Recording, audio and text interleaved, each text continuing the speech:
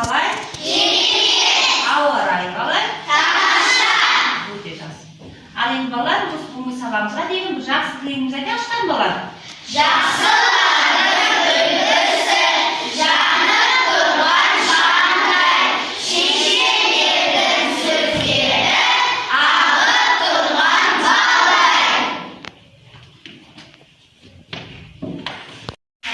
Бірінші қатар мектеп тобы, екінші қатар ұстаз тобы, үшінші қатар қоңырау тобы балалар. Осы тапсырмаларды әр топ болып не істейміз, орындаймыз балалар. Ал балалар, үйге берген тапсырмаға бағымыз дайынбыз ба? Иә. Үйге қандай тапсырма берген еді? Бұқар жыраудың хан Абылай атанды өлеңін жаттау. Жаттау. Жазым жаттап келдік па балалар? Иә. Кім айтады балалар? Аяғын айтыңызшы. Алтын тақтың үстінде үш жүздің басын құрадың, жетірменен жесірге ешбір жаман қылмадың, әділдікпен жүрдіңіз, әдеп іске кірдіңіз. Өңкей басы жиылден хан Абылай шақырды, бір төбеге жиылды, құм төбеде үйілді, басыңа біткен күніңіз, құтты болсын ұлыңыз, хан Абылай атандым, арманым бар ма хан ием? Жақсы өте. Сәлем айтыңызшы хан. Хан Абылай атандым, алтын тақтың үстінде үш жүздің басын құрадың, жетірменен жесірге ешбір жаман қылмадың, әдепті іске кірдіңіз, әділдікпен жүрдіңіз. Өңкей батыр жиыл деп хан Абылай шақырды, бір төбеге жиылды, құм төбеде үйілді, басына біткен күніңіз, құтты болсын ұлыңыз, хан Абылай атандың, арманым бар ма хан ием? Тамаша, өте жақсы бала. Ал енді бала, осы Абылай хан туралы не білеміз бала? Абылай хан ол кімнен тәрбие алған екен бала? Абылай хан ол төле биден тәрбие алған. Ал енді бала, осы Абылай ханның азан қойып шақырған есімі кім екен бала? Кім айтады? Абылайдың азан шақырып қойған аты Әбу-Насыр.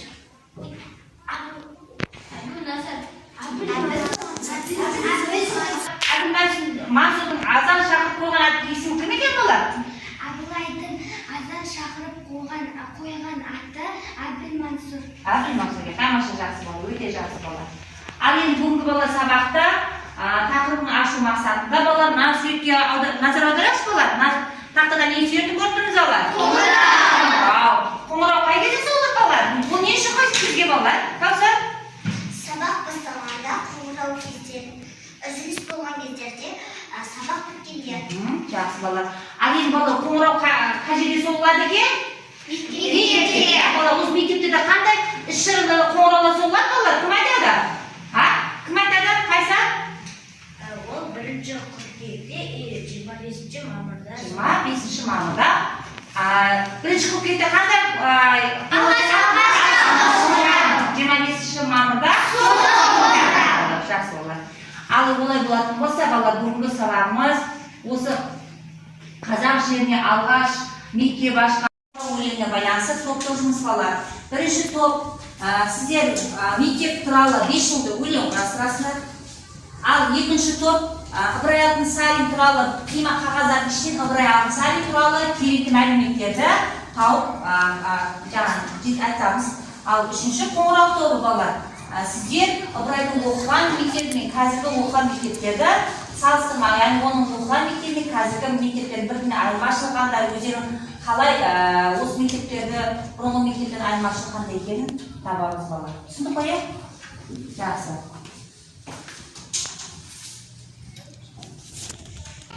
Ал балалар, осы топпен істеп жатқан жұмысымызды балалар болған болса қол шапалақтаймыз балалар, иә? Қай топ болған болса қол шапалақтаймыз. Бірінші.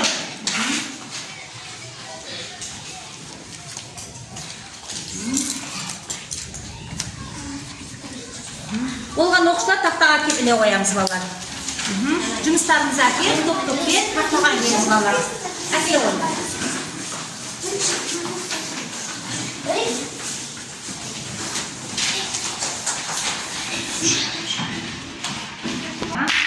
Ыбырай Алтынсарин кім? Ол 1841 жылы Торғай жерінде дүниеге келген. Мектеп ашқан, ұстаз, тұңғыш әліппе авторы, балалар әдебиетінің атасы, аудармашы, жазушы болған, тәрбиеші, ұстаз болған.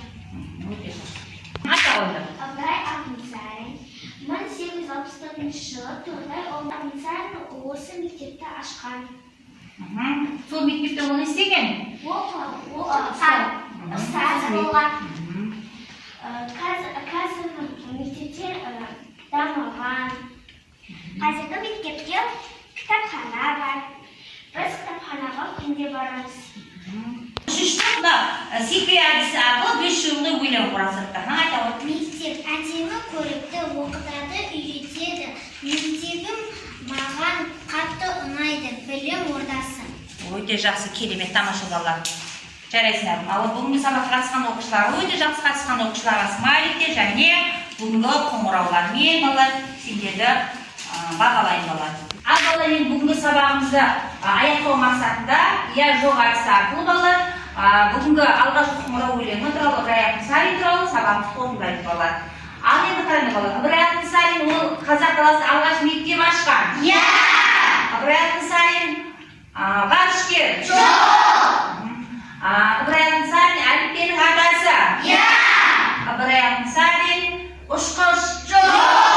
Жарайсың бала, тамаша өте. Ал енді бүгінгі сабағымызды кім қалай түсінген болса, мына бағдаршамның түстеріне қарап өзіміздің қолдарында стикерлер жасамыз. Бүгін сабақта түсіндім, түсінгім келеді, немесе түсінбедім деген белгілерге қойып шығамыз балалар. Бүгін сабақша түсіндім бе, түсіндім бе, түсінбеген болса түсінбедім деп, әлде барлығымызды әлі түсінгім келеді десе, мынандай түстерге қойып шығамыз балалар. Жылдан ұстап қойып шығамыз.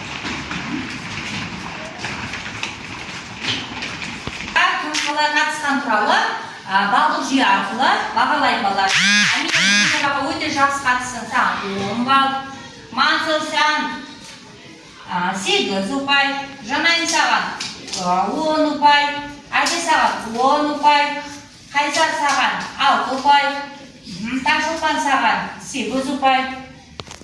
Ал балалар, енді үйге тапсырма осы Ғафу Қайырбековтің алғашқы қоңырау өлеңі жаттап келеміз. Сонымен қатар Ыбырай Алтынсарин туралы реферат жазып дайындалып келеміз балалар. Осымен сабағымыз аяқталды. Қош сау болыңдар.